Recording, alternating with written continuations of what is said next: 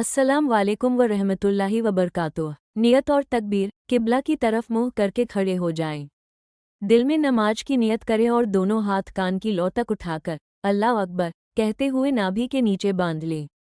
सना, सबसे पहले सना पढ़े, सुब्हानकल्लाहुम्मा व बिहम्दिका व तबारकस्मुका व ताला जद्दुका व ला इलाहा गैरुका।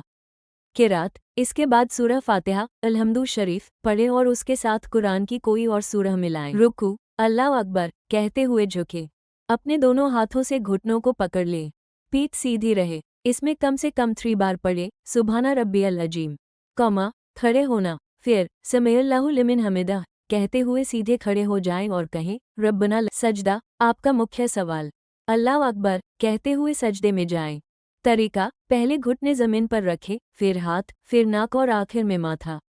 हथेली जमीन पर टिकी हो और उंगलियां किबला की तरफ हो।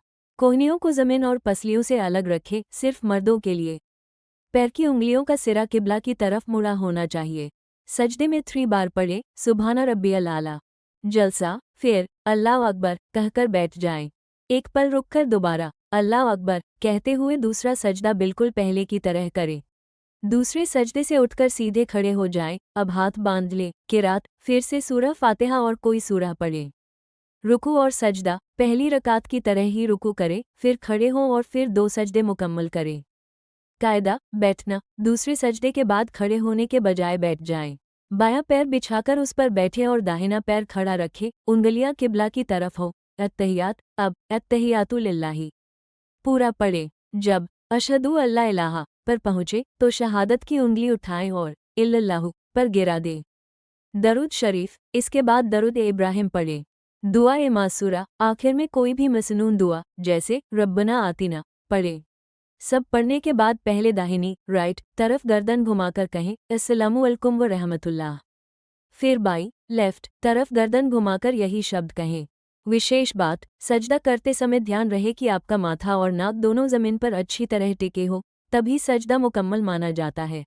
अगर आप किसी बड़ी परेशानी में हैं तो नात के साथ साथ ये 2 चीज़ें ज़रूर करें, इनसे बहुत जल्दी इत्मीनान मिलता है। दरूद शरीफ, नमाज के बाद जितनी बार हो सके दरूद इब्राहिम या छोटा दरूद सल्लल्लाहु अलैहि वसल्लम पढ़ें। हदीस में आता है कि दरूद पढ़ने से परेशानियां दूर होती हैं। दुआ ए करब, जब भी दिल ज्यादा परेशान हो तो ये छोटी सी दुआ पढ़ें जो खुद नबी करीम मुश्किल के वक्त पढ़ा करते थे।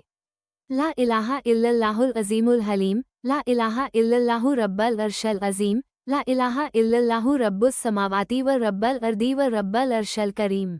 दोस्तों, अगर वीडियो में मेरी आवाज़ समझने में आपको थोड़ी भी मुश्किल हो रही है तो परेशान न हो। मैंने आपकी आसानी के लिए डिस्क्रिप्शन में पूरी जानकारी लिख दी है।